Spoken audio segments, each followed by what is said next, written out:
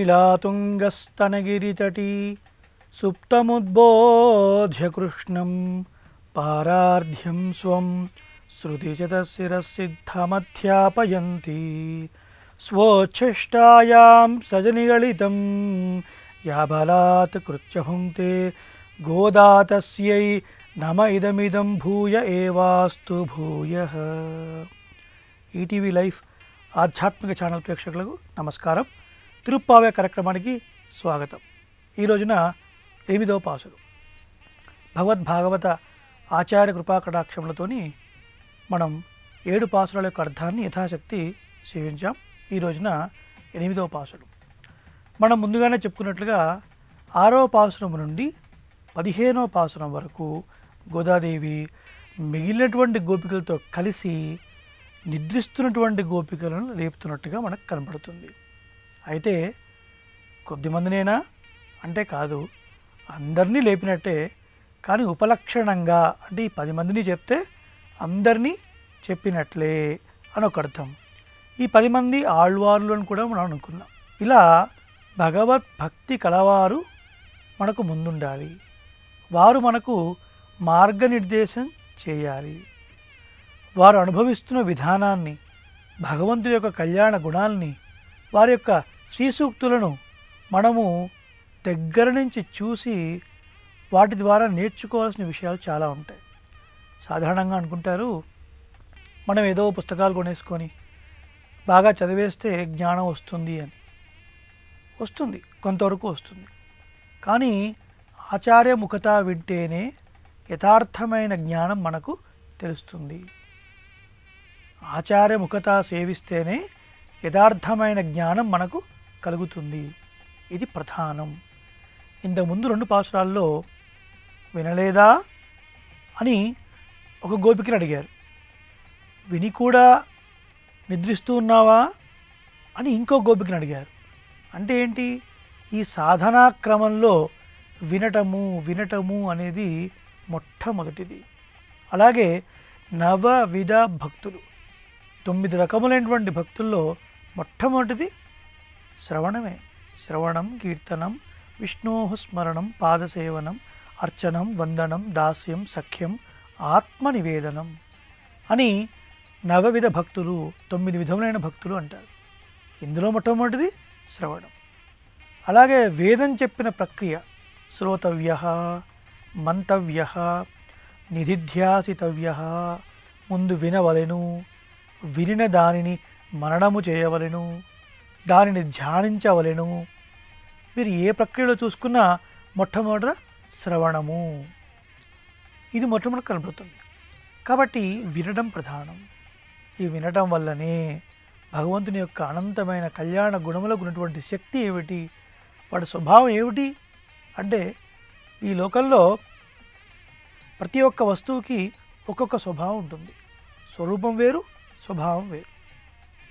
అగ్ని యొక్క స్వరూపము వేడిగా ఉండుట, స్వభావము ముట్టుకుంటే కాల్చుట. అలాగే పరమాత్మ యొక్క గుణములు అనంత కళ్యాణ గుణములు. కళ్యాణ గుణములు అంటే శుభమైన గుణములు అని అర్థం. వాటి ఆ నామాల్ని మనం పలికిన లేదా ఆ గుణానుభవం మనం చేసిన దానికి ఉన్నటువంటి స్వభావం ఏమిటి? మనల్ని పవిత్రులుగా చేయటం. ఇది భగవంతుని యొక్క గుణములకు ఉన్నటువంటి స్వరూప స్వభావములు. కాబట్టి ఆ శ్రవణేంద్రియం ద్వారా మనం ఏవైతే వింటామో అవి మన హృదయంలోకి వెళ్ళి మన హృదయంలో అనాదిగా ఉన్నటువంటి దురాలోచనలు లేదా క్షుద్రమైన గుణములు, క్షుద్రమైన గుణములు అంటే దోషములతో కూడుకున్నటువంటివి అని అర్థం, హేయమైనవి అని అర్థం, వాటిని తొలగించడం. ఉదాహరణకి ఒక కప్పు తీసుకున్నాం, ఆ కప్పులో మురికి నీళ్ళు ఉన్నాయి, ట్యాప్ కింద పెట్టాం, ట్యాప్ కింద పెట్టి ట్యాప్ని ఆన్ చేసాం నల్లాని. ఇప్పుడు నల్లా నుంచి శుభ్రమైన నీరు వస్తుంది. కానీ రాగానే ఒక్క సెకండ్లోనే ఈ కప్పులో ఉన్న మురికి నీళ్ళన్నీ కింద పడిపోయి వెంటనే ఆ శుభ్రమైన నీళ్ళు ఉంటాయా? ఉండవు. పడుతూ పడుతూ పడుతూ ఈ మురికి నీరు అంతా బయటికి వెళ్ళిపోయి ఒక 15 సెకండ్ల తర్వాతనో 20 సెకండ్ల తర్వాతనో క్రిస్టల్ క్లియర్గా చక్కటి నీరు, శుభ్రమైన నీరు మనకు కప్పులో కనపడుతుంది. అలాగే అనాది కాలముగా మన మనస్సును అంటిపెట్టుకొని ఉంటాయి దోషాలు. ఈర్ష, అసూయ, ద్వేషం. అప్పటిదాకా బాగానే ఉంటామండి.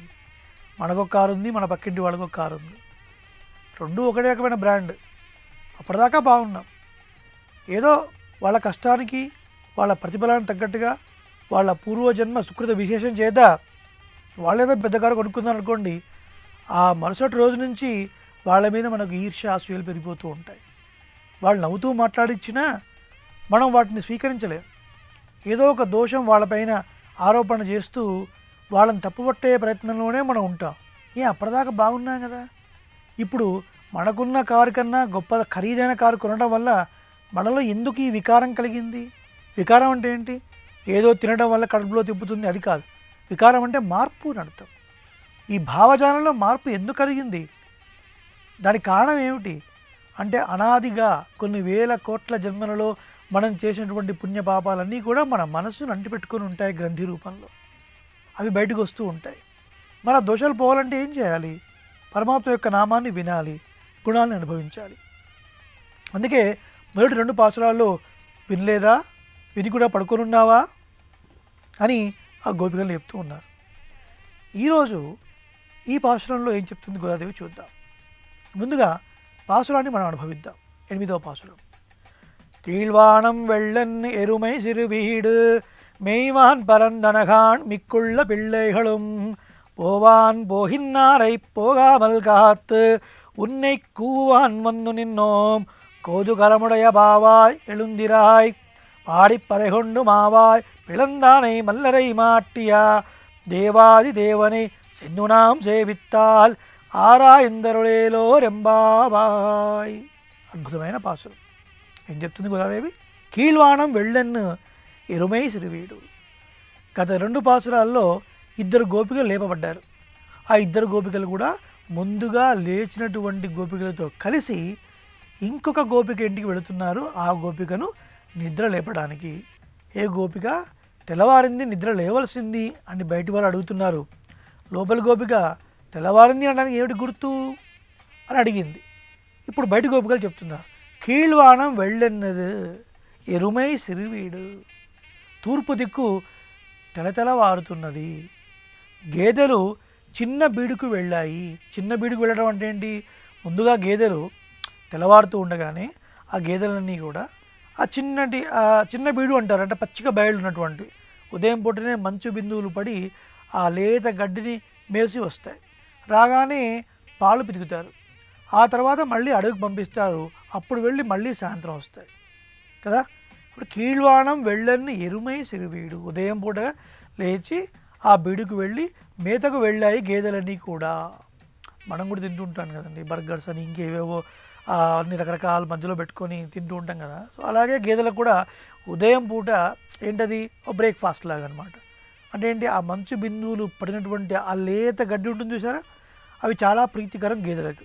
కాబట్టి ముందు వాటిని విడుస్తారు. విడిచి కొంత మేత వేసి వస్తాయి. అప్పుడు పాలు వెతుకుతారు. మరి గేదెలు వెళుతున్నాయంటే అర్థం ఏంటి? తెల్లవారిందనే కదా అర్థం. తెల్లవారకపోతే గేదెలు పశువుల కొట్టాల్లోనే ఉంటాయి తప్ప బయటికి వెళ్ళవు కదా. మరి గేదెలు బయటికి వెళుతున్నాయంటే అర్థం ఏంటి? తెల్లవారిందనే కదా. కాబట్టి కీళ్వాణం వెళ్ళెన్నది.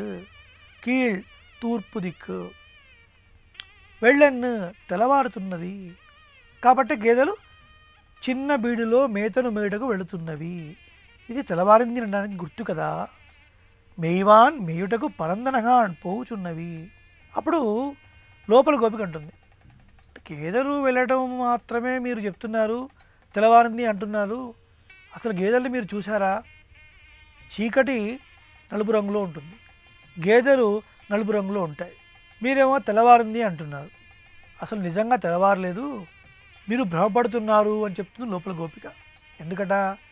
ఆ కృష్ణుడినే ధ్యానించి ఆహా కృష్ణుడిని ఇప్పుడు కలుస్తాం కదా, ఇంకొద్దిసేపట్లో కృష్ణుడితో మనం మాట్లాడతాం కదా, కృష్ణుడిని సేవిస్తాం కదా, కృష్ణుడితోని ఆనందాన్ని అనుభవిస్తాం కదా.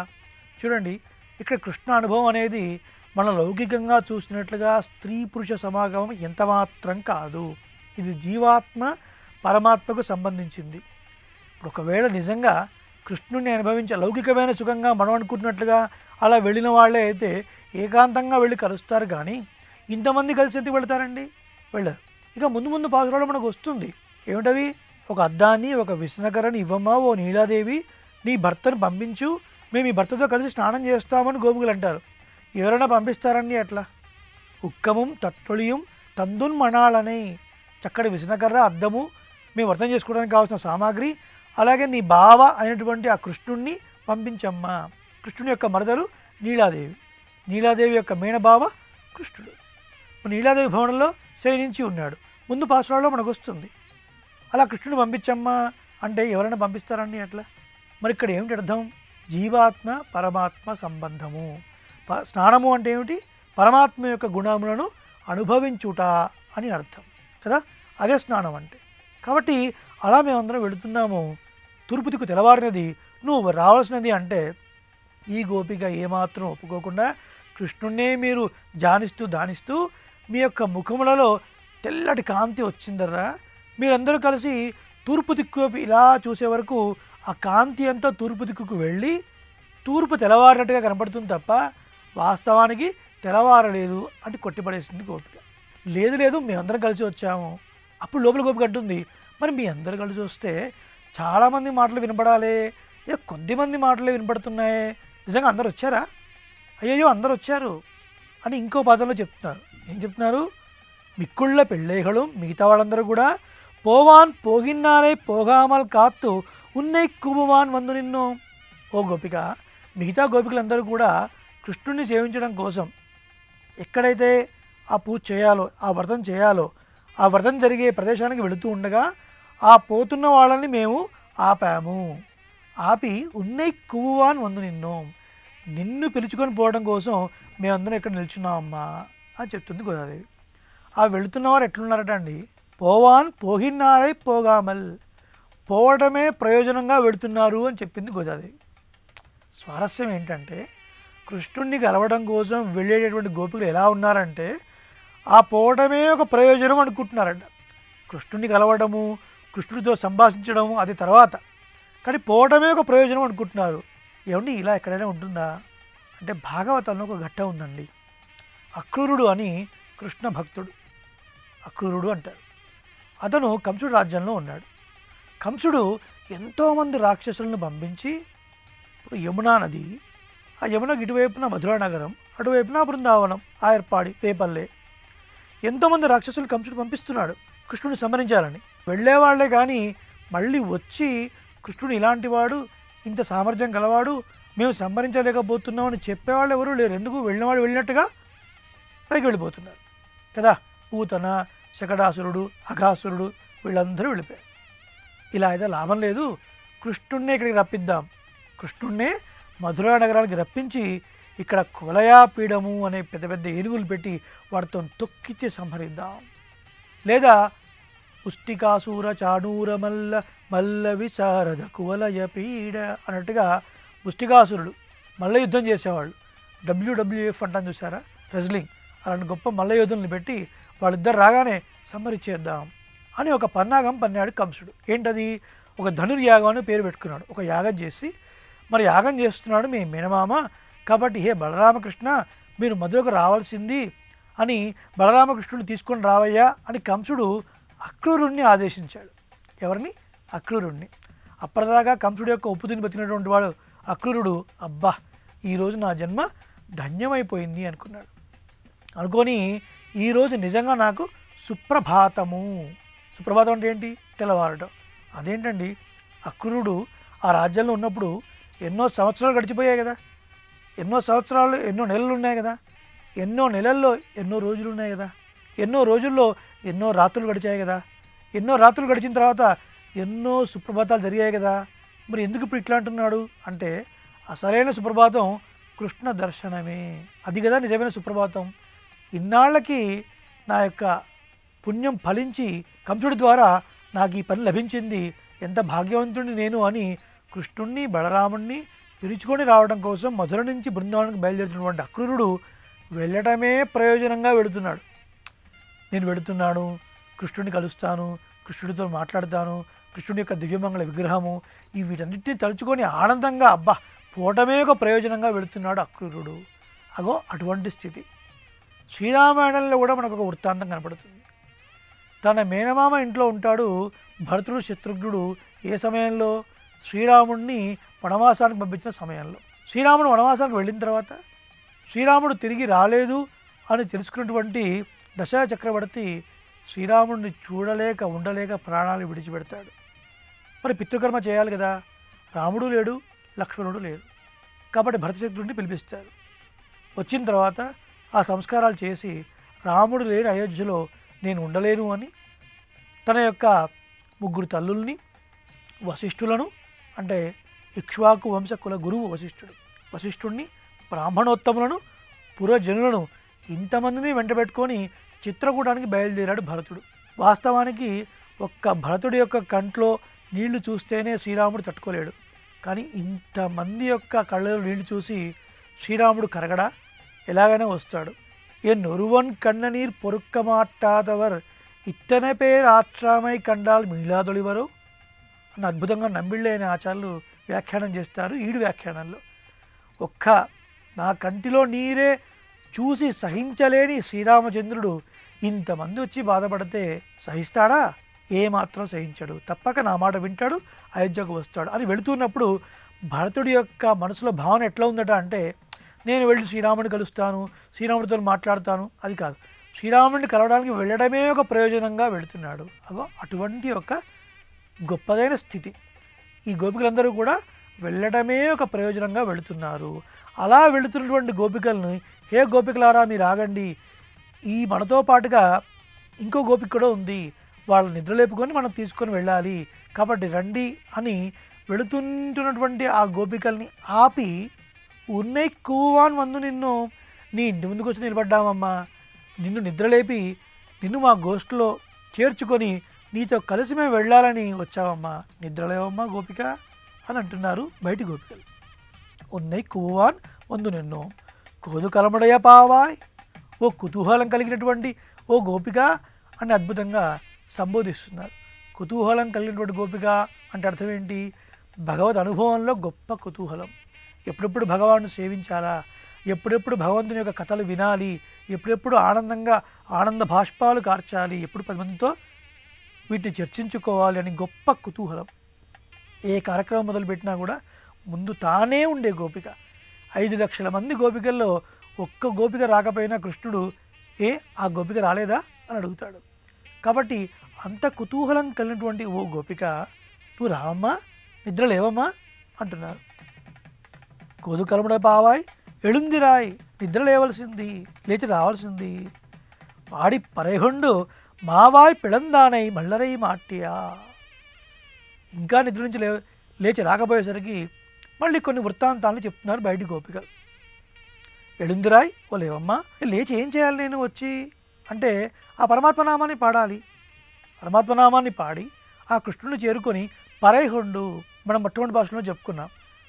ఈ గోపికలందరూ కూడా వ్రతము అనే ఒక మిష అంటే ఒక సాకు, ఆ సాకుతోని కృష్ణుని కలవడమే వీళ్ళ ప్రయోజనం. కానీ ఈ వ్రతం ఏంటి? ఈ వ్రతం జరగడం ద్వారా చక్కగా వర్షాలు పడి గోపవృద్ధులు ఆనందించారు. గోపవృద్ధులు ఏం చేశారు? మన కన్నపిల్లలు పెరుగుతున్నారు, కృష్ణుడి యొక్క చేష్టతాలేమో దూర్తంగా ఉన్నాయి, కాబట్టి మన పిల్లల్ని కృష్ణుడితో కలవనీయకూడదు అనుకున్నారు. కానీ భగవంతుని యొక్క సంకల్పం చేత ఒక మంచి రోజు ఏర్పడి ఆ వృద్ధులే, హే గోపికలారా మీరు వెళ్ళి కృష్ణుడిని కలవండి, కలిసి ఆ వ్రత సామాగ్రిని పొందండి, వ్రతం చేయండి, వెళ్ళండి అని వాళ్ళు ప్రేరేపించారు. కాబట్టి ఆ పరమాత్మనామాన్ని కీర్తిస్తూ వెళ్ళి పరైహుండు, ఆ పరై అనే తప్పెడ అనే వాయిద్యాన్ని, ఆ సామాగ్రిని మనం తీసుకోవాలి కదా, ఆ వ్రతంలో మనం పాల్గొనాలి కదా.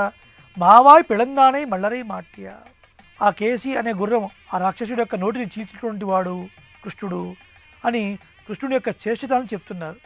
అలా చెప్పడం వల్ల ఒక్కసారి స్పృహ కలిగి మళ్ళీ కృష్ణుడు గుర్తొచ్చి బయటికి వెంటనే పరిగెత్తుకుంటూ వస్తుంది అని కృష్ణుడి యొక్క చేష్టితాలు చెప్తున్నారనమాట. మావాయ్ పిళందానై మల్లరై మాట్య, గొప్ప మల్లయోధులు.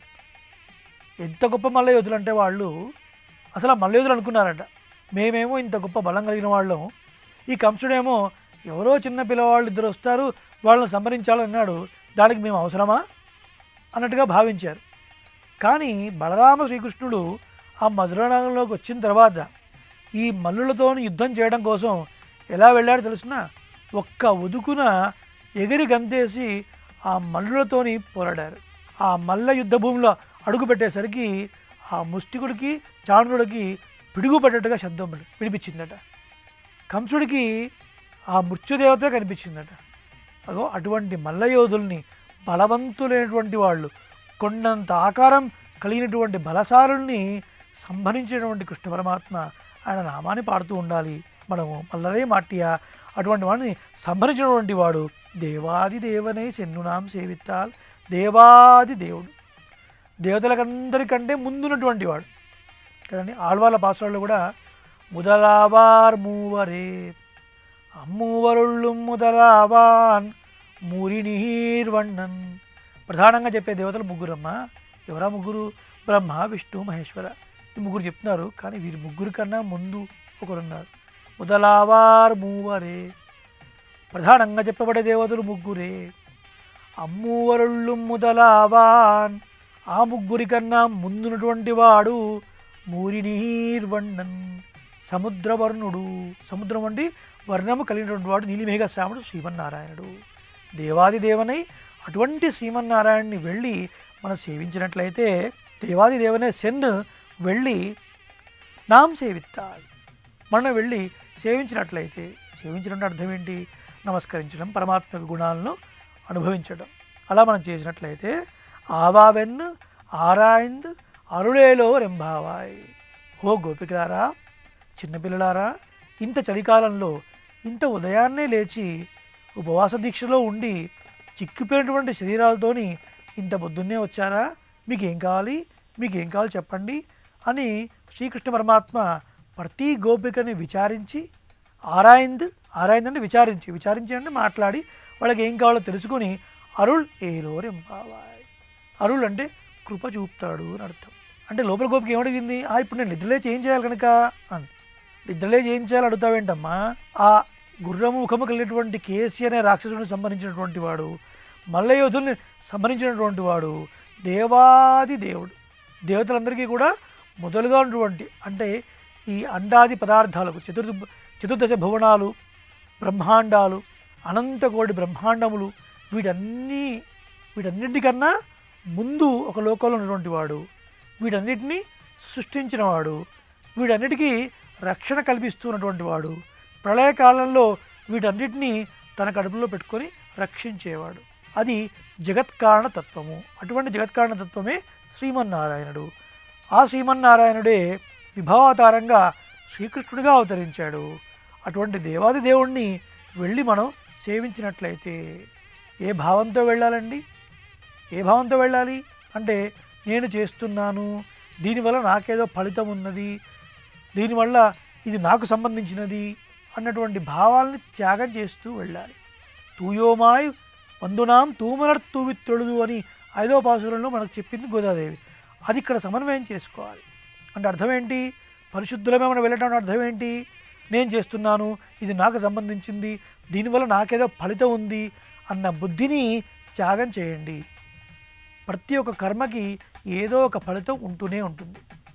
మీరు అవునన్నా కాదన్నా, కావాలన్నా వద్దన్నా ఆ ఫలితం వస్తూనే ఉంటుంది. కాబట్టి ఫలితం మీద బుద్ధిని త్యాగం చేయండి. దాని గురించి ఆలోచించకండి. ఇది నాది అనే విషయాన్ని పక్కన పెట్టండి, ఇది నేను చేస్తున్నాను అనే విషయాన్ని పక్కన పెట్టండి. దీనికే కర్తృత్వ త్యాగము, మమతాత్యాగము, ఫలత్యాగము అని అంటారు. ఇలా మనం వెళ్ళి ఆ దేవాది దేవుణ్ణి మనం సేవించినట్లయితే ఆ పరమాత్మ, అయ్యో వచ్చారా, ఇంత తెల్లవారుజామున వచ్చారా, ఉపవాస దీక్షతో కృషించిపోయారే, చిక్కిపోయారే, ఇంత కష్టపడ్డారే, మీకు ఏం కావాలి, మీ వ్రతానికి ఏం కావాలి అని కొసరి మాట్లాడి పరమాత్మ మనకి ఏమేమి కావాలో వాటన్నిటినీ అనుగ్రహిస్తాడు. కాబట్టి ఓ గోపిక నీవు లెమ్ము, ఓ కోదు కలముడయ పావాయ్, ఓ కుతూహలము కలిగినటువంటి ఓ గోపిక లేచి రమ్ము అని గోష్ఠిలోకి ఆహ్వానిస్తున్నారు. ఎందుకు అంటే, ఇంతమంది వచ్చినప్పటికీ కూడా ఈ గోపిక రాకపోతే ఆ కుతూహలంగా ఉన్నటువంటి గోపిక రాలేదా అని కృష్ణుడు అడుగుతాడు. కాబట్టి నువ్వు తప్పకుండా రావాల్సినది నీ యొక్క నాయకత్వంలో. మీ అందరూ ముందు ఉండగా మేమందరం వెనకాల ఉంటూ, మీరు ముందు సాగుతూ ఉండాలి, మేము వెనక సాగుతూ ఉండాలి, అలా వెళ్ళి మనం పరమాత్మను సేవిద్దాము అని గోదాదేవి ఈ పాసురంలో ఇంకొక గోపికను నిద్ర లేపడం మనకు కనబడుతుంది. ఇలా వేదాంతాల్లో చెప్పబడినటువంటి ఎన్నో గంభీర అర్థాలు మనం ఇంకా పెద్దల ద్వారా అనేక గ్రంథాల ద్వారా మనం వింటూ ఉన్నప్పుడు ఆ పరమాత్మకు మనకు కలిగినటువంటి సంబంధం గుర్తెరిగి ఆ పరమాత్మని తలుచుకోకుండా ఆయనకి ఏ సేవ చేయకుండా ఉండలేని స్థితి మనకు కలుగుతుంది. అందుకని తిరుప్పావని మనం శ్రద్ధగా సేవించాలి. మరొక పాసురంలో మరికొన్ని విశేషాలను మనం సేవిద్దాం. శ్రీమత్యై విష్ణు చిత్తార్య మనోనందన హేతవే నందనందన సుందర్యై గోదాయై నిత్య మంగళం. ఆళ్వార్ ఎంబెరుమానార్ జీయர் திருவடிகளே சரணம். ஸ்ரீ ஆண்டாள் திவ்ய திருவடிகளே சரணம். జయ శ్రీమన్నారాయణ. శ్రీమతే రామానుజాయ నమః. స్వస్తి. అనేక మంగళాశాసనాలు.